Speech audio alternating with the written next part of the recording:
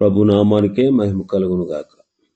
కూడి వచ్చిన మీ అందరికీ, కర్మిల ఆత్మీయ సహవాస సంఘ విశ్వాసులందరికీ మన ప్రభువును ఆయన ప్రియ కుమారుడునైన యేసుక్రీస్తు వారి శ్రేష్టమైన నామంలో శుభములు మరియు అందరికీ వందనాలు. 90వ కీర్తన మనం ధ్యానం చేసుకుందాం. కీర్తన 90. యోబు గ్రంథంలాగా ఈ కీర్తన కూడా పురాతనమైనదే అనే భావన ఉంది. ఈ కీర్తనను మోషే ఐగుప్తు నుండి కనానుకు వెళుతున్నప్పుడు అరణ్య ప్రయాణంలో రాశాడు. పంచకాండాలు మోషే రాసినప్పటికీ అవి అప్పటికి ఇంకా ప్రాచుర్యంలోకి రాలేదు. వాటికంటే ముందు ఈ కీర్తన ప్రాచుర్యంలోకి వచ్చింది. హెబ్రీ కీర్తనల పుస్తకంలో సాటిలేని ఆణిముత్యంగా ఈ కీర్తన పేరు పొందింది. కీర్తనలను ఏర్చి కూర్చి ఒక క్రమ పద్ధతిలో అమర్చినటువంటి వారు వాటిని 5 చిన్న పుస్తకాలుగా 5 స్కంధాలుగా విభాగించి మోషే రాసిన 5 గ్రంథాలతో ఒక్కొక్క పుస్తకానికి సంబంధం ఉండేలాగా క్రమపరిచారు. ఈ 4వ స్కందం, ఈ కీర్తనల పుస్తకం 4వ కీర్తనల పుస్తకం 90వ కీర్తనతో ప్రారంభించబడింది. దీనిలోని కీర్తనలన్నీ అరణ్య ప్రయాణానికి సంబంధించినవే. ఈ కీర్తనల్లోని ఉపదేశాలన్నీ సంఖ్యాకాండముతో సంబంధాన్ని కలిగి ఉన్నాయి. అప్పటికి ఇశ్రాయేలీలు కాదేషు బర్నేయాకు వచ్చారు. అక్కడి నుండి వేగిల వారు కనానుకు పంపబడ్డారు. వారిలో 10 మంది చెడ్డ సమాచారాన్ని తెచ్చారు. ఆ దేశం చాలా భయంకరమైంది, అక్కడ అనాకీయులు ఉన్నారు, అవన్నీ కూడా ప్రాకారము పట్టణాలే, మనం వెళ్ళలేం, మనం జయించలేం, మనమందరం చనిపోతాం అని ప్రజలను భయపెట్టారు. 2 మాత్రమే తాము చూచిన దాన్ని ఉన్నది ఉన్నట్టు చెప్పారు.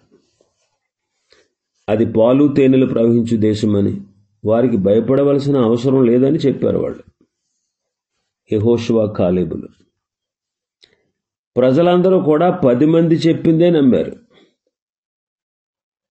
భయం విశ్వాసాన్ని జయించింది. వాళ్ళు కనానును జయించడానికి ఏమాత్రం ఆసక్తి చూపలేదు. దాని ఫలితంగా అరణ్యములోనే తిరుగుతూ వాళ్ళు అనేక కష్టాలు పడ్డారు. 20 ఏండ్ల వయస్సు దాటిన వారందరూ ఐగుప్తు నుంచి విడుదల పొందినప్పుడు 20 ఏళ్ల వయస్సు దాటిన వారందరూ అరణ్యంలో నశించిపోయారు. ఆ తరము వారందరికీ దేవుడు మరణశిక్ష విధించాడు. అరణ్యాన్ని దాటిపోవలసిన వారు అరణ్యంలోనే తిరుగులాడారు. వాగ్దాన భూమికి బదులుగా ఎడారి భూమిలో వాళ్ళు ఉన్నారు.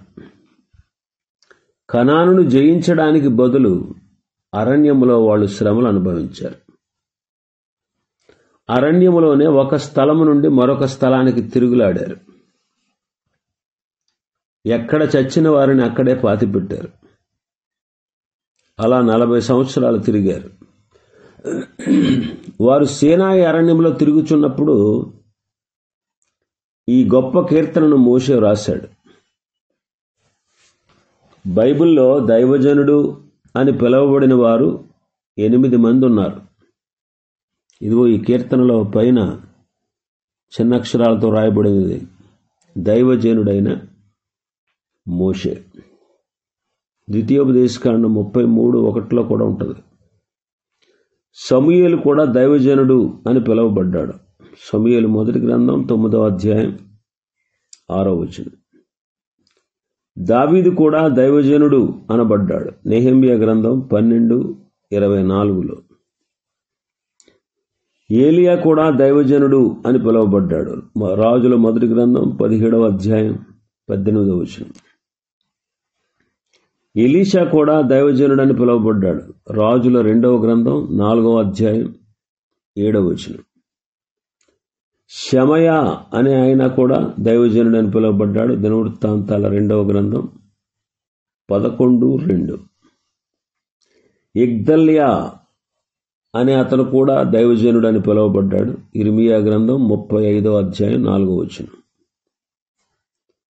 తిమోతి కూడా దైవజనుడు అని పిలువబడ్డాడు. తిమోతి మొదటి పత్రిక 6వ అధ్యాయం 11వ వచనం. యనమండుగురు పరిశుద్ధ గ్రంథంలో దైవజనుడు అని పిలువబడ్డారు. మనకు షమయ, ఇగ్దల్యా మనకు అంతగా పరిచయం ఉన్నవారు కాదు. ఈ కీర్తన మొదటి 2 వచనాలు మనం చూస్తే, మొదటి 6 వచనాల్లో మనకు సరి అయిన దృక్పథాన్ని మనం చూస్తే, దేవుడు సార్వభౌముడు అని మనకు అర్థమవుతుంది. ఆయన భయంకరుడైన దేవుడు. ఈ కీర్తన ప్రభువా అనే పేరుతో, దేవుని పేరుతో ప్రారంభమైంది. హెబ్రీలో అదోనాయ్ అంటారు. అదోనాయ్ అంటే సార్వభౌముడైన దేవుడు అని అర్థం. ఈ మాట భూమి మీద దేవునికి గల అధికారాన్ని సూచిస్తుంది. ఈ భూమి మీద ఆయన సార్వభౌముడు. ఏది ఆయనకు కనపడకుండా దాటిపోదు. ఈ విషయాన్ని మనం గుర్తుపెట్టుకోవాలి. రెండవదిగా, ఆయన మృదువైన దేవుడు.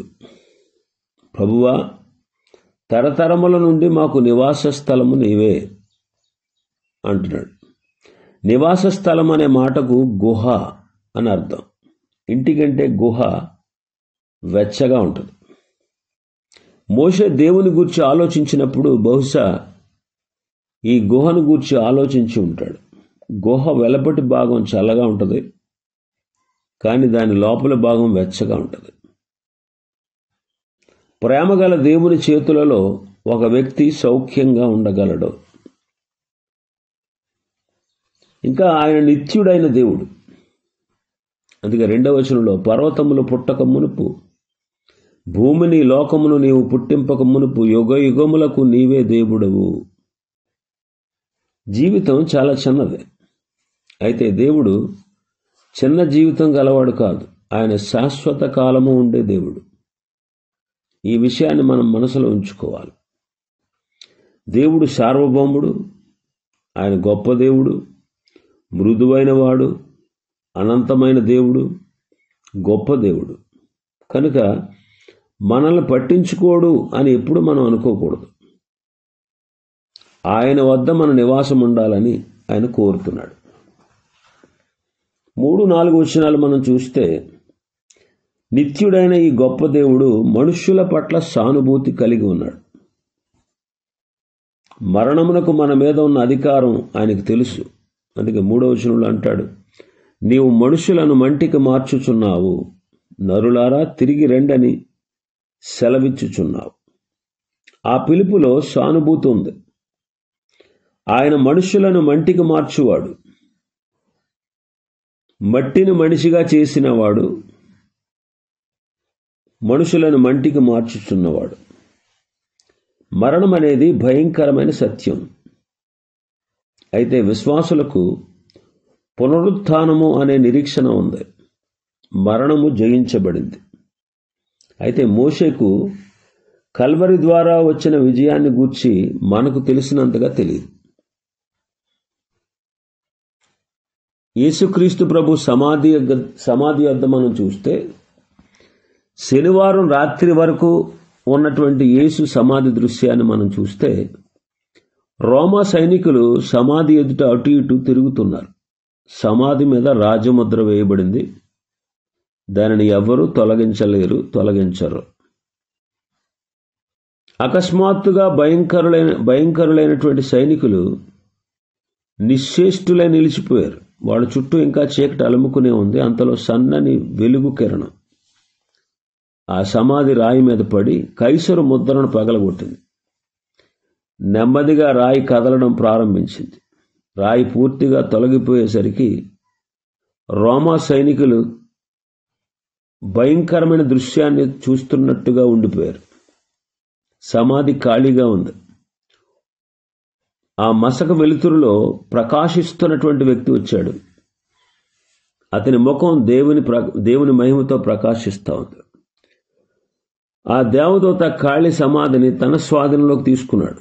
సైనికులు పెద్దగా అరుస్తూ ఈటెలు ఆయుధాలు అక్కడ పారేసి పారిపోయారు. అపొస్తలుడైన పౌలు రాజుగారితో మాట్లాడుతూ, రాజా, ఇది ఒక మూలన జరిగిన కార్యం కాదు అన్నాడు. సమాధి ఖాళీ అయింది. క్రీస్తు వారు తిరిగి లేచారు. మరణం జయించబడింది. మనం క్రీస్తుతో చనిపోతే క్రీస్తుతో లేస్తాం. మరణ భయంతో ఉన్నవారికి మోషే దేవుని సానుభూతిని గూర్చి తెలియజేస్తున్నాడు. 4వ వచనం మనం చూస్తే, కాలమునకు మన మీద ఉన్న అధికారం దేవుడికి తెలుసు. ఆయన దృష్టికి 1000 సంవత్సరాలు గతించిన నిన్నటి వలె ఉన్నవి, రాత్రి అందలే ఒక జాము వలె ఉన్నవి అంటాడు. 1000 సంవత్సరములు మనకు సుదీర్ఘకాలం. దేవుని దృష్టిలో 1000 సంవత్సరాలు కాలం ఒక సాయంకాలం లాగే ఉంది. ఒక రాత్రిలో 3వ భాగం మాత్రమే.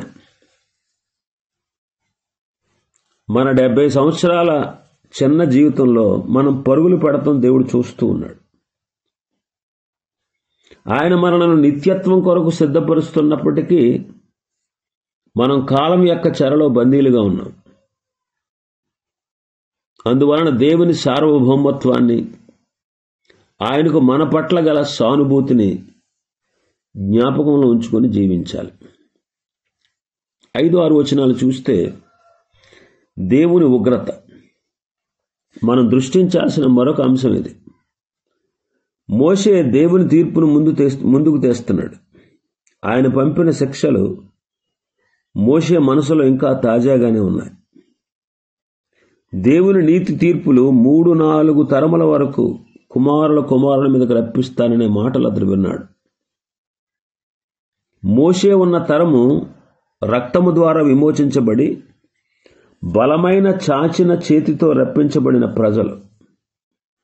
దేవుని కృప, ఆయన గొప్పతనం, ఆయన మంచితనాన్ని బట్టి ఐగుప్తు బానిసత్వం నుంచి వాళ్ళు విడిపించబడి కనానుకు ప్రయాణం చేయిస్తూ ఉన్నటువంటి జనాంగం వాళ్ళు. అయితే ప్రతిసారి విమర్శ, సందేహము, అవిధేయత, సణుగుడుతో దేవుని సహనాన్ని పరీక్షించిన తరం అది. విసిగిపోయిన దేవుడు వారి మీదకి తన న్యాయ తీర్పును పంపించాడు. మోషే వీటిని మరిచిపోలేదు. కాదేశు బర్నియాలో జరిగిన సంఘటనల వలన దేవుని తీర్పు త్వరగా ఖచ్చితంగా వస్తుందని మోషే గ్రహించాడు. అందుకే వరద చేతనైనట్టు నీవు వారిని పారగొట్టివేయగా వారు నిద్రింతురు, ప్రొద్దున వారు పచ్చగడ్డి వలె చిగురింతురు, ప్రొద్దున అది మొలిచి చిగురించును, సాయంకాలం అది కోయబడి వాడబారును అంటాడు. యోర్దాను నది లోయలో, మృత సముద్రపు ప్రాంతాల్లో మొలిచే గడ్డి అలాగే ఉంటుంది. ఉదయాన్నే తాజాగా మొలుస్తుంది, ఎండ తగలగానే ఎండిపోతుంది. దేవునితో మనం ఆటలాడకూడదు. అది మనం గుర్తుంచుకోవాల్సిన విషయం. కొన్నిసార్లు దేవుని తీర్పు ఆలస్యమైనట్టు అనిపించవచ్చు, ఎందుకంటే మనం కొద్ది కాలం ఉండేవారు మాత్రమే. అయితే 1000 సంవత్సరాల కాలం రాత్రి అందలో ఒక జాము వలె ఉన్న దేవునికి 20-30 సంవత్సరాల కాలం ఏపాటిది? ఈ దినాల్లో దేవుని తీర్పులు లోకం మీదకి దిగి వస్తున్నాయి. దేవుని లెక్క చేయక తిరుగుబాటు చేస్తున్న ప్రజల మీదకు దిగి వస్తున్నాయి. అవి ఎంతో వేగంగా బయలుదేరుతా ఉన్నాయి. అది మనకు అర్థం కాదు. దేవుడు ప్రేమ గలవాడే అయినా ఆయన పాపాన్ని సహించడు. ఈ విషయాన్ని మోషే మనకు తెలియజేస్తున్నాడు. 7వ వచనం నుంచి 12వ వచనం వరకు మనం చూస్తే మోషే మానవ పాపం, దేవుని తీర్పు అనే 2 అంశాల గురించి మాట్లాడుతున్నాడు. ఆ మధ్యకాలంలో జరిగినటువంటి సంఘటనల్ని అతడు పునరావృతం చేసుకుంటున్నాడు. మన జీవితం పాపముతో నిండినది. 7-8 వచనాలు మనం చూస్తే, నీ కోపం వలన మేము క్షీణించుచున్నాము, నీ ఉగ్రతను బట్టి దిగులు పడుచున్నాము, మా దోషములను నీవు నీ ఎదుట ఉంచుకుని ఉన్నావు, నీ ముఖకాంతిలో మా రహస్య పాపములు కనబడుచున్నవి అంటాడు. మనం చేస్తున్న ప్రతి పనిని దేవుడు చూస్తున్నాడు. ప్రతి మాట ఆయన వింటున్నాడు. మనం రహస్యం అనుకునేది ఆయనకు రహస్యం కాదు. ఆయన దృష్టికి సమస్తము తేటగా కనబడుతుంది. మన రహస్య పాపాలు ఆయన ముఖ కాంతిలో స్పష్టంగా కనిపిస్తాయి. తీర్పు తీర్చమని అవి దేవుని అడుగుతాయి అన్నమాట. కాబట్టి శిక్ష రాక తప్పదు. ఇంకా మనం చూస్తే 9-10 వచనాల్లో, మన జీవిత దినాలు చాలా కొద్దివి, నీ ఉగ్రతను భరించుచూనే మా దినములన్నీ గడిపితిమి, నిట్టూర్పు విడిచినట్టు మా జీవిత కాలము జరుపుకొందుము, మా ఆయుష్కాలము 70 సంవత్సరములు, అధిక బలమున్న ఎడల 80 సంవత్సరములు అయినను వాటి వైభవం ఆయాసమే, దుఃఖమే, అవి త్వరగా గతించును, మేము ఎగిరిపోదుమంటాడు. కాదేశు బర్నేయలో ఇశ్రాయేలీయులు పిరికితనముగా ప్రవర్తించినప్పుడు వారి సంఖ్య 6,03,000. వాళ్ళందరూ కూడా 20 సంవత్సరాలు దాటిన వారు ఐగుప్తును విడిచినప్పుడు. అంత పెద్ద సైన్యం మీదకి మరణశిక్ష వచ్చింది. 20 సంవత్సరాల వ్యక్తి 60 వచ్చేసరికి చనిపోయాడు. అలాగే 40 ఏళ్ల కాల వ్యవధిలో వారందరూ మరణించారు. ఆ ప్రజలందరూ అరణ్యంలో తిరుగులాడుతుంటే మరణం వారితో పాటే తిరిగింది. ఎవరు ఎప్పుడు చనిపోతారో ఎవరికి తెలియదు. పెద్దవాళ్ళంతా కూడా మరణపు వరుసలోనే ఉన్నారు. ఒక్కొక్కరు చనిపోతూ పాతి పెట్టబడుతూ ఉన్నారు. ఆ ప్రాంతమంతా చివరకు సమాధులతో నిండిపోయింది. అందుకే మా దినములు చాలా కొద్దివి అన్నాడు మోషే. అతని అన్న ఇశ్రాయేలీయుల మొదటి ప్రధాన యాజకుడైన అహరోను కూడా అదే శిక్షావిధి క్రింద ఉన్నారు. వారికి భవిష్యత్తు లేదు. వారు గతంలోనే జీవించారు. ఐగుప్తు నుండి విడుదల పొందారు కానీ కనానుకు చేరలేకపోయారు. ఇశ్రాయేలీయుల తిరుగుబాటును బట్టి దేవుని కృప దేవుని తీర్పుగా మారిపోయింది. 11-12 వచనాలు మనం చూస్తే, మన జీవితాలు అపాయములతో నిండినవి. నీ ఆగ్రహ బలం ఎంతో ఎవరికి తెలియను, నీకు చెందవలసిన భయము కొలది పుట్టు నీ క్రోధం ఎంతో ఎవరికి తెలియను. మాకు జ్ఞాన హృదయము కలుగునట్లుగా చేయము, మా దినములు లెక్కించుటకు మాకు నేర్పుమంటాడు. ప్రతి జీవికి కొంత జీవితకాలం అనేది ఉంటుంది. దీపపు ఒత్తులు కొన్ని నెమ్మదిగా కాలుతాయి, మరికొన్ని త్వరగా కాలిపోతాయి. పుట్టిన ప్రతి జీవి మరణం వైపు నడవక తప్పదు. ఇష్టం ఉన్నా లేకపోయినా నిష్క్రమించక తప్పదు. జీవిత ప్రయాణం ఒక చోట ఆగిపోక తప్పదు. ముందుకు వెళ్ళడానికి దారి ఉండదు. ఒక భయంకరమైనటువంటి రాత్రి టైటానిక్ ఓడ చల్లని అట్లాంటిక్ జలాల్లో మునిగిపోయింది. దానిలో ప్రయాణం చేస్తున్న 2,000 మంది జనం దానితో పాటే సముద్ర గర్భంలో దిగిపోయారు. ఆ క్షణం వరకు వాళ్ళు తింటూ త్రాగుచూ వాదించుకుంటూ కేరింతలు కొడుతూ ఉన్నారు. మన భూమి కూడా ఒక గొప్ప ఓడ లాంటిదే. దాని మీద ఉన్న వారిని మరణం వైపుగా తీసుకుని వెళ్తా ఉంది. అరణ్యంలో ఉన్న ఇశ్రాయేలీయులకు వారి జీవితకాల పరిమితి తెలుసు, మనకే తెలియదు. ఇదే తేడా. అందుకే మన జీవిత దినములు లెక్కించుకోమని దేవుని ఆత్మ మనల్ని ప్రేరేపిస్తున్నాడు. ప్రతి విశ్వాసి ధవళ సింహాసనపు తీర్పుని ఎదుర్కోవాలి. ప్రతి విశ్వాసి దేవుని ఎదుట నిలబడాలి. అందుకే మన జీవితంలో ఏది ప్రాముఖ్యమైనదో ఎంచుకొని దాని కొరకు జీవించాలి. చక్కటి తీర్మానాలతో మనం జీవించాలి. చక్కటి తీర్మానాలతో. మూడీ బైబిల్ కళాశాలలో చదివినటువంటి జాన్ బీక్మన్ అనే అతనికి గుండె నొప్పి వచ్చిందంట. అతడు బ్రతకడని డాక్టర్లు చెప్పేశారు. అయితే అతని గుండెకు ఒక ప్లాస్టిక్ పరికరాన్ని అమర్చగలిగితే అతడు బ్రతికే అవకాశం కొద్దిగా ఉండొచ్చు అన్నారు. ఆ దినాల్లో అటువంటి ఆపరేషన్ చేయించుకున్న వారిలో 2 మాత్రమే బ్రతికారు. ఇతడు కూడా జాగ్రత్తగా ఉంటే ఆపరేషన్ చేయించుకుని బ్రతికిన 3వ వ్యక్తి అవుతాడు.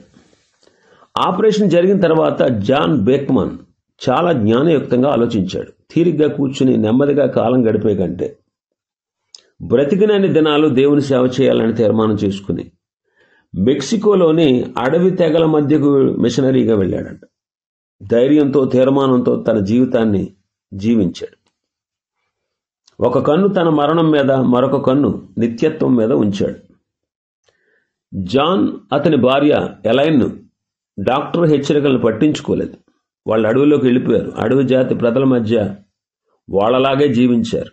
ఏది దొరికితే అది తిన్నారు. ఏ నీళ్లు దొరికితే ఆ నీళ్లు తాగారు. చోలే భాషలోకి బైబిల్ని తర్జుమా చేశారు. చోలే ప్రజలను క్రీస్తులోకి నడిపించారు. తమ మాతృభాషలో బైబిల్ చదివేలాగా వారిని తీర్చిదిద్దారు. విగ్రహారాధన, క్రూరత్వముతో నిరీక్షణ లేకుండా బ్రతుకుతున్న ప్రజలకు ఒక నూతన నాగరికతను తీసుకొచ్చారు.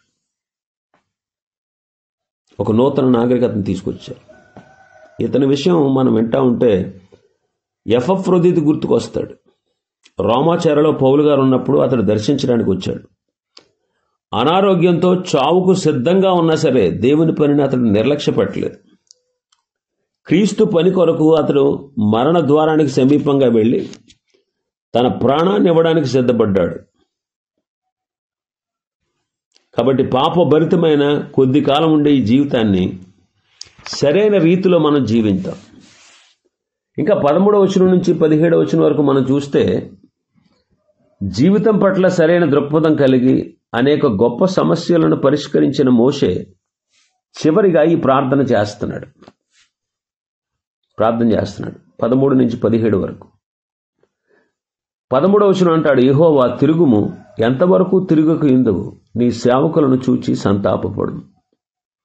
దేవుని ప్రజలైన ఇశ్రాయేలీయులు మోషే అరణ్యములో అనుభవించిన పరిస్థితులను బట్టి మోషే హృదయములో నుంచి లేచినటువంటి ప్రార్థన ఇది. ప్రభువా, ఎంతకాలము అని మోషే అడుగుతున్నాడు. ఎన్నాళ్ల వరకు ఈ ప్రజలు నన్ను అలక్ష్యము చేయుదురు? ఎన్నాళ్ల వరకు నేను వారి మధ్యన చేసిన సూచక్రియలన్నింటిని చూచి నన్ను నమ్మకిందురు అని దేవుడు అడుగుతున్నాడు. సంఖ్యాకాండం 14వ అధ్యాయం 11-12 వచనాల్లో.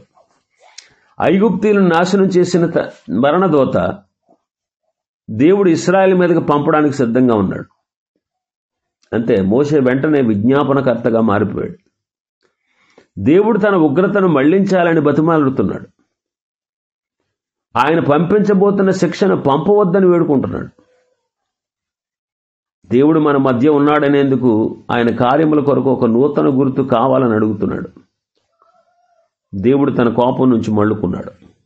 మరలా వారిని నడిపించాడు. 14-15 వచనాలు మనం చూస్తే, ఉదయమున నీ కృపతో మమ్మను తృప్తిపరచుము, అప్పుడు మేము మా దినములన్నీ ఉత్సహించి సంతోషించదము. నీవు మమ్మను శ్రమపరిచిన దినముల కొలది, మేము కీడు అనుభవించిన ఏండ్ల కొలది మమ్మల్ని సంతోషపరచుమంటున్నాడు. నిజమే, కాలం కొద్దిగా ఉంటుంది, మన దినములు కొద్దిగా ఉన్నాయి. అయినప్పటికీ మనం మరణాన్ని గురించి భయపడాల్సిన అవసరం లేదు. ఈరోజు మనది, రేపటి కొరకు మనం ఎదురు చూస్తున్నాం. అన్నిటికంటే ముఖ్యంగా ప్రతి ఉదయాన ఆయన తన నూతన కృప కొరకు ఎదురు చూద్దాం. ఆయన క్రమశిక్షణ మనలను నిరాశపరచడానికి కాదు, ఆ క్రమశిక్షణ ద్వారా ఆయన విశ్వాస్యతను, కృపను, దయను మనం తెలుసుకుంటాం. ఇది మనం సంతోషంతో పాటలు పాడేలా చేస్తుంది.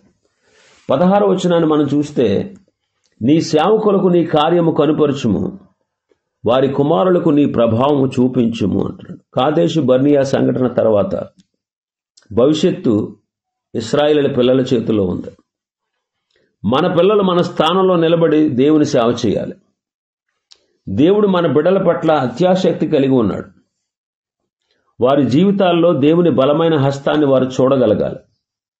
దేవుడు వారిలో కార్యం జరిగించాలని మనం ప్రార్థన చేయాలి. వారంతట వారే దేవుని మహిమను చూడాలి.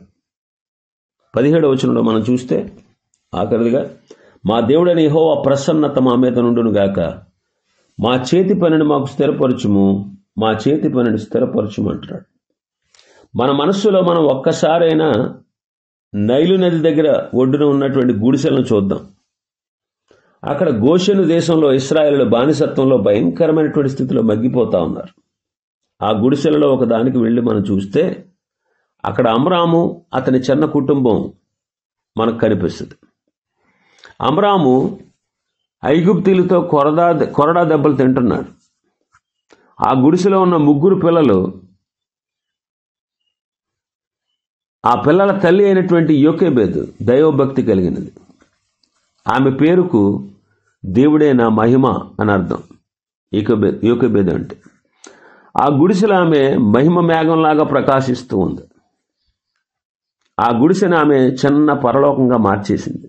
అందుకే ఆ గృహంలో నుండి అహరోను, మిరియాము, మోషేలు వచ్చారు.